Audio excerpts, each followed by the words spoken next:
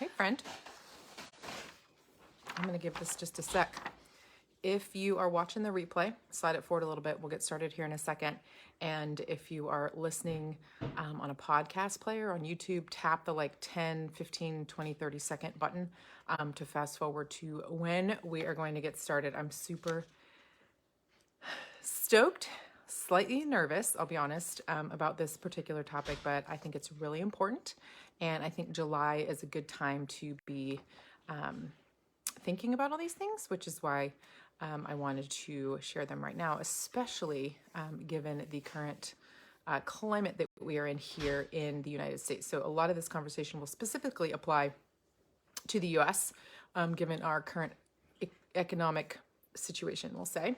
But absolutely all of this applies regardless of where you are in the world. So let's kick this off. I see some friends here. Hi, Tammy. So you're watching and or listening to the Erin Chase Show, where we chat all things intentional living and how to find that ever elusive balance in our busy and overwhelming lives.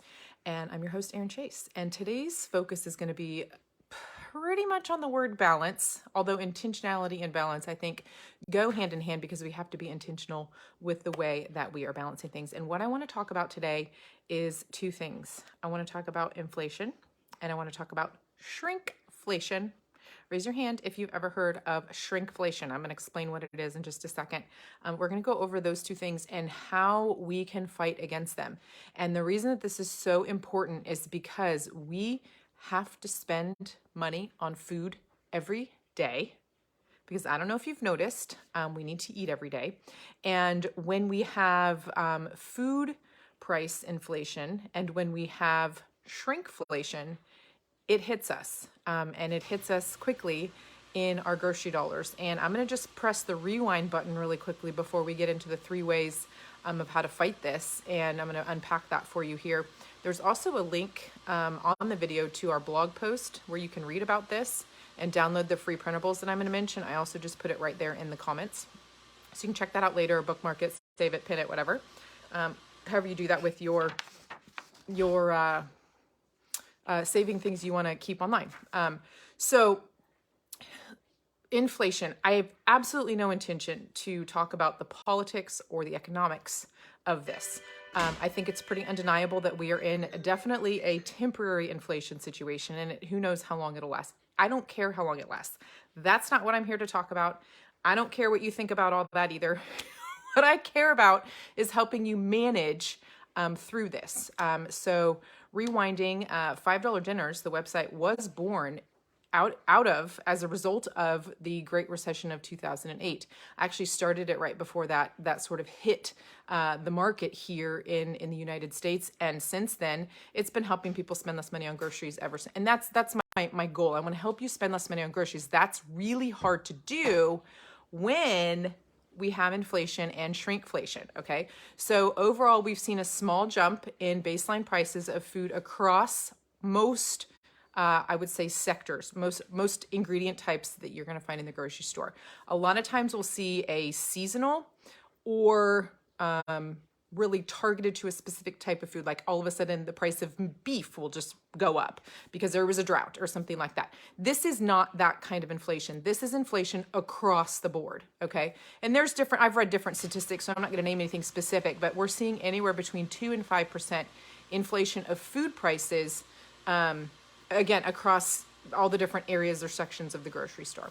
And so it's really important that we start paying really close attention. I want you to make this a game. I want to challenge you. You make this a challenge because this is how you're going to help float through this. Otherwise, depending on what your budget is, your food budget's going to go up. Your overall budget's going to start to flounder. Depending on your paycheck situation, you're going to be running paycheck to paycheck again all of a sudden. It's not just inflation of food, but the reason it's inflation across everything, right? But really, if we can control and counterbalance the food inflation, we will be more successful. We'll feel empowered to manage our money across the board. An example of that is we were going to buy a used car because my son is turning 16, and we've made the decision to try 2 cars for our family, in large part because used car prices have gone up 8% in the last like 60 days. That's insane. So we're going to just hold off and grin and bear it as long as we can. He's going to drive one of our existing cars, and my husband and I will share the other car. So ask me how that's going later. So it's not just food, but it's food that we have the most control over. A lot of people have refinanced their mortgage in the last year or so. We actually refinanced ours exactly a year ago when the rates were so low. This has been a great year to reduce that cost, save a lot of money on interest. But when it comes down to our day-to-day, week-to-week, month-to-month sort of expenses, many of them are fixed. And when it comes down to it, if you need to spend $100 less in your budget, $200 less, $400 less, whatever, you can do that with your food dollars. And so that's why I think that your grocery budget is super important, and why I want to talk about how we need to be thinking about how we're going to counterbalance the inflation, which is the baseline prices increasing, and shrinkflation. What is shrinkflation? Does anybody know? Has anybody heard that phrase before? It happens across all areas of the grocery store. It doesn't matter what it is, but shrinkflation is when manufacturers will reduce the size of the product, but keep the same price. So they're shrinking the size of the product. It's not usually by much. You know, every now and again, I think this was a couple of years ago, actually. I think the size of the ice cream carton got a lot smaller, and there was just an uproar and an outrage, right? So that kind of a thing. And it's gonna be happening across all different categories of the grocery store. There's not one, I'm not here to call out one specific company or one specific category, but just be aware that both of these things are going to be working against you in the next few minutes. And by minutes, I mean months, probably. Between the temporary inflation and companies having to float through this as well. What are they going to do? Shrink the size of their product, even by an ounce or two, and then keep the price the same, right? It's all a very fine balancing act. And again, I'm not here to talk about the why, the how. I'm here to help you when you're making your grocery order online, or when you're making your making your way through the actual store. Is anybody going into grocery stores nowadays? I mean, I know you are, but okay. So this is all after coming out of the turmoil of the last 18 months, where we were probably overspending on groceries, or felt like we were. Our food dollars were shifting from, eating out to all at home because, we were stuck at home and yada, yada. Not going to go down that trail. 3 ways. 1, 2, 3. 3 ways to counterbalance what we are going to do about inflation and shrinkflation. So the first thing I want you to do, if you do any of these things, just do this one, because doing this one exercise is super powerful. I don't care where you do it. I do have these free printables on the website. The link is here in the video. It's also on in the comments here. I want you to track your spending. Every food dollar that you spend, I want you to write it down. I don't care where you write it down. I have these free printables for you. You can use them, or you don't have to use them. You can write them on the back of a piece of paper. You can write them in a journal, wherever, your planner, wherever you write them. I want you to be tracking how much you're spending. And the sole purpose of this isn't to track our food prices increasing, our products size shrinking. That's not the purpose of this. The purpose of this is to have a little bit of self-accountability in what you're spending on your food dollars, okay? So tracking, writing it down. I know it's hard. For the first couple of days, it's real easy to track something. Hey, I got inspired by Erin's video. I'm gonna track this, No, track for the full month. Move it into 2 months, right? Every time you go to the store, keep a little log. If you're, going into the store, keep it in your car. If you're making orders online, set up a folder in your email with your order summaries, or whatever it is. Track what you're spending. Track. Okay, that's number 1. Number 2 is plan. It's super crucial that you plan your grocery trip before you go to the store, and write down things that are on sale, especially, which we'll get into number 3 here in a second, especially the meat when it's on sale. I'm going to unpack that here in just a second. So tracking what you're spending and planning before you go to the store is going to be super, super crucial.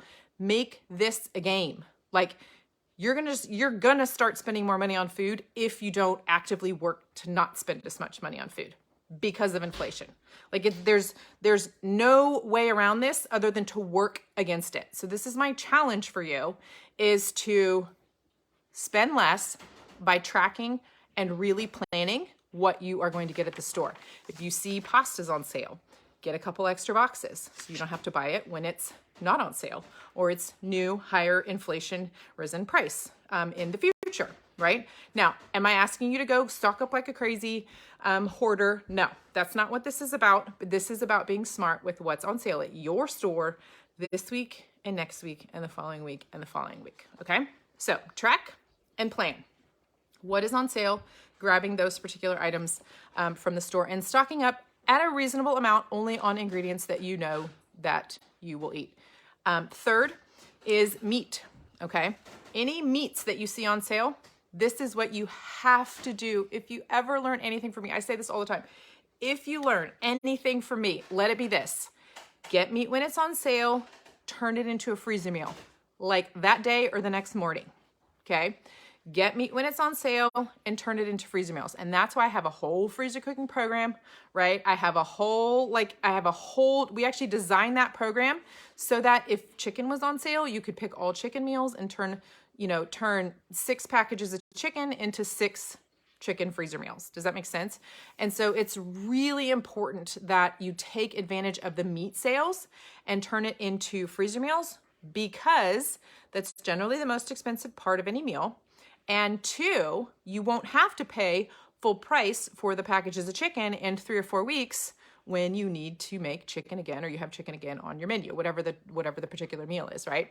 So we're tracking what we're spending. We're going to be super aggressive with that. If you're going to do anything, do that.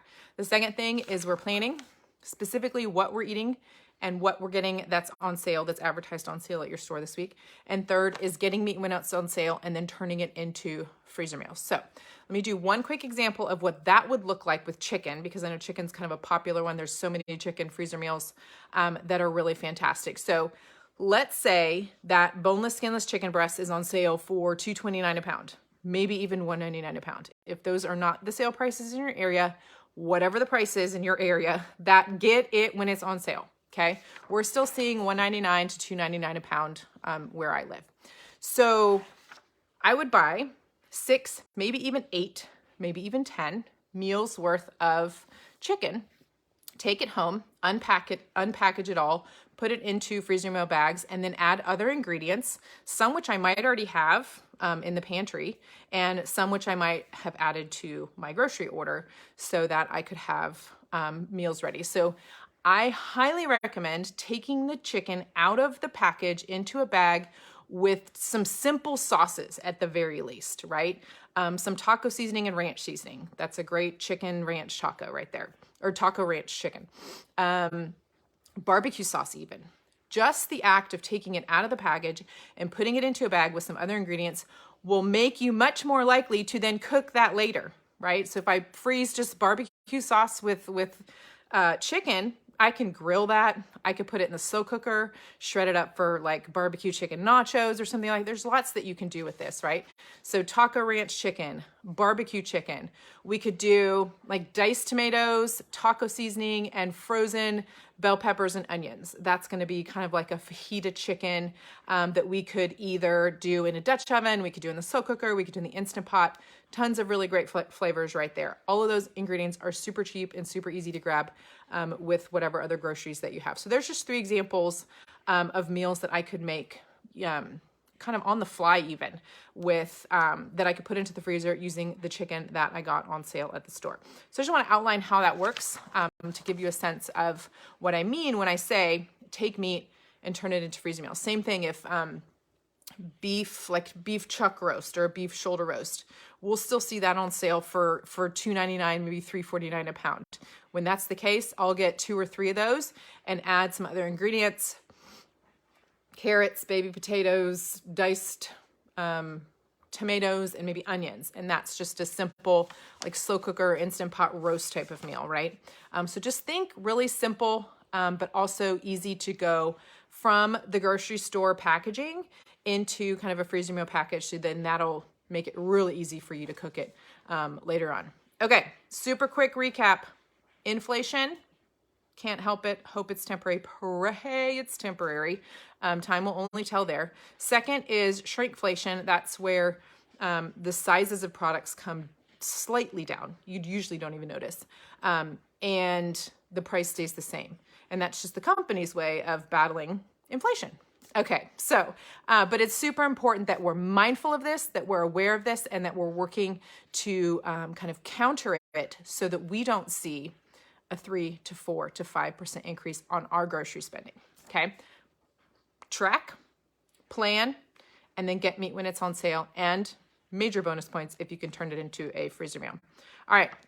So here's what I want you to do. Think, feel, take action is how I wrap up every episode of the Erin Chase Show. I want you to think empowered and inspired to work with your grocery dollars, your food dollars, all your food dollars, okay? Because restaurant prices are going to go up too, or they already have. So I want you to think, rewind. I want you to think about this as a challenge and a game, okay? To keep your grocery spending in check, to keep your food dollars in check. I want you to then feel empowered and inspired. And then when it comes to taking action, now that you're empowered and inspired, I want you to be tracking, planning, and getting your meat when it's on sale and turning it into freezer meals. So that's what I wanted to share with you, the 3 ways to fight inflation and shrinkflation. I just kind of love that word. It's clever. Even though it doesn't really benefit us as consumers, it's still a clever word. I did not make it up. So think about this as a game.